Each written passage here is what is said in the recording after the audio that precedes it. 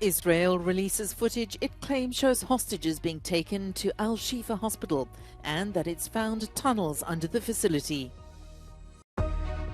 Some 31 premature babies have been transferred from Gaza's main hospital to Egypt, while hundreds of critically injured people remain stranded. The U.S. Secretary of Defense makes an unannounced visit to Kyiv in a high-profile push to keep money and weapons flowing to Ukraine. Global temperatures could rise by around 3 degrees Celsius by the end of the century unless countries act fast to cut emissions nearly in half. More than 200 people convicted in one of Italy's largest mafia trials in decades. They face a combined 2,000 years in prison. Fled to Shifa Hospital. Israel's army has released footage it claims shows hostages being brought to the Al-Shifa hospital in Gaza and that a captive soldier was killed there. The hospital has been evacuating patients and staff since Israeli troops entered the facility last week after days of airstrikes in the area. 19-year-old IDF Corporal Noah Marziano was taken hostage by Hamas terrorists during the massacre of October 7th. Noah was taken into Gaza alive.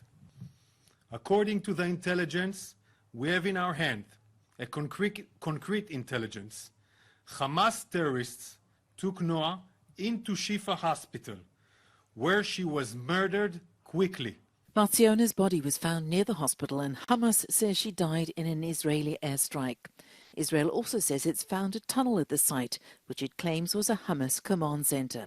Hamas denies this. قام بتحويل مجمع الشفاء الطبي إلى ثكنة عسكرية واعتقال عدد كبير من الموجودين وتم استجوابهم وثم إخلاء سبيلهم بالإضافة إلى أنه قام أيضا بعملية تجريف واسعة في داخل مجمع الشفاء الطبي للتنقيب والتفتيش وعبثا يحاول أنه لا يوجد أي شيء يقدمه للعالم وهذا ما أكدنا عليه مرارا وتكرارا.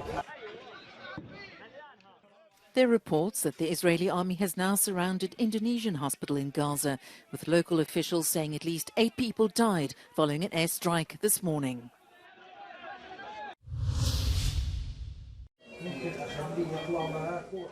Most of the dozens of premature babies that were evacuated from Gaza hospitals have now arrived at medical facilities in Egypt.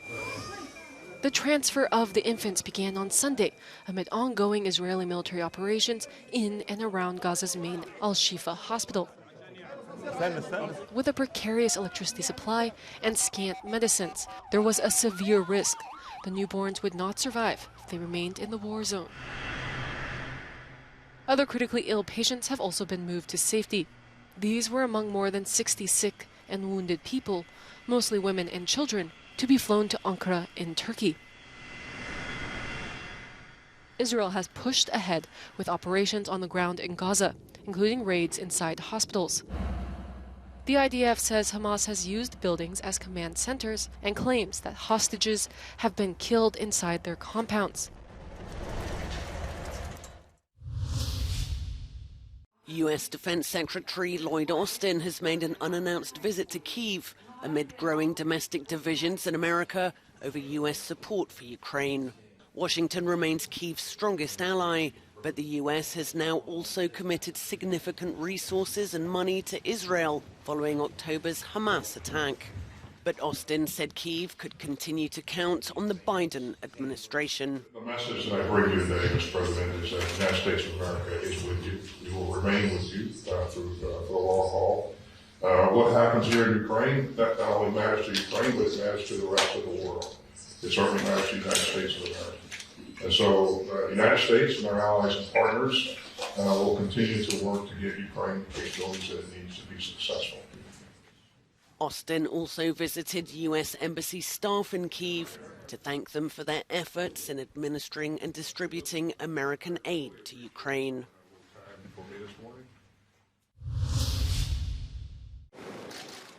NATO's Secretary General has accused Russia of malign interference in the Western Balkans.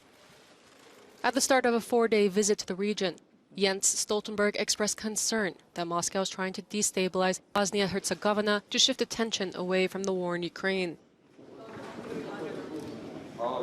So we are concerned by secessionist and divisive rhetoric, as well as malign foreign interference, including from Russia. This threatens to undermine the stability and hampers reform.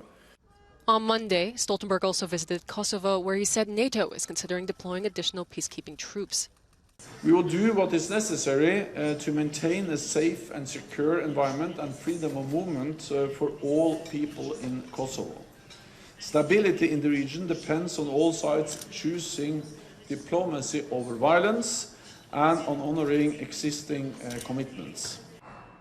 On Tuesday, NATO's chief will cross the border from Kosovo into Serbia for a meeting in Belgrade with the country's president. Stoltenberg's trip is scheduled to end on Wednesday in North Macedonia. The world is set to speed past an agreed-upon international climate threshold, facing rising global temperatures of 2.5 to 2.9 degrees Celsius, above pre-industrial times by the end of the century. That's according to a new United Nations report released just days before the start of COP28 in Dubai. The world has already caught a glimpse of what could happen if global warming continues. Since June, the average global temperature each month has been the hottest on record. And now 2023 is set to become the hottest year ever recorded. To keep temperatures to the agreed-upon 1.5 degrees Celsius limit, adopted by the 2015 Paris Accord, countries would have to act fast and slash their emissions by 42% by the end of the decade.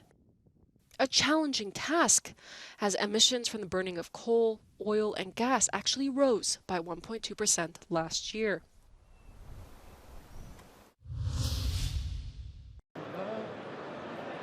The European Commission will launch the world's first hydrogen bank this week in order to support the increase of renewable hydrogen in the EU's energy mix.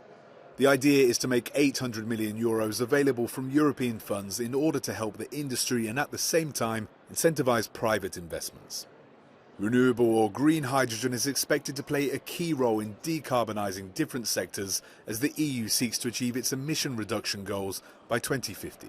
I think we would like clearly to demonstrate that we are the global leader if it comes to use of these new technologies, that we can indeed replace the fossil fuels with green hydrogen, that we can produce the steel with very low or no carbon footprint, and actually that we can also have the cars, buses, trains, even planes, and ships visually powered by the green hydrogen, which is not polluting.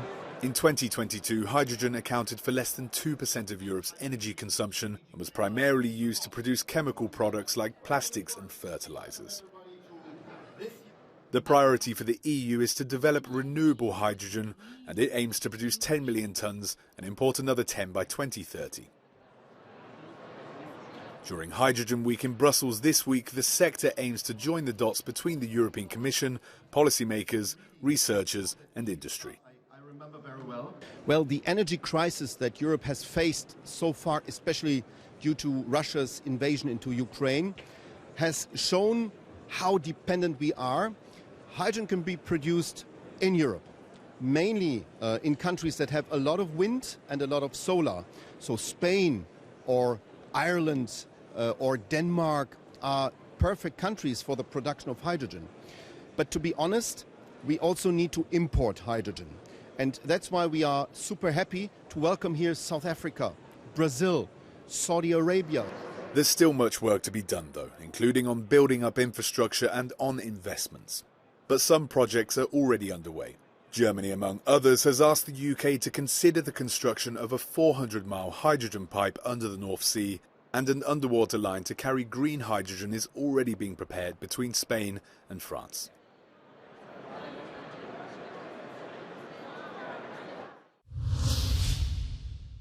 An Italian court convicted more than 200 people on Monday on charges related to their membership of or complicity with the 'Ndrangheta organised crime syndicate.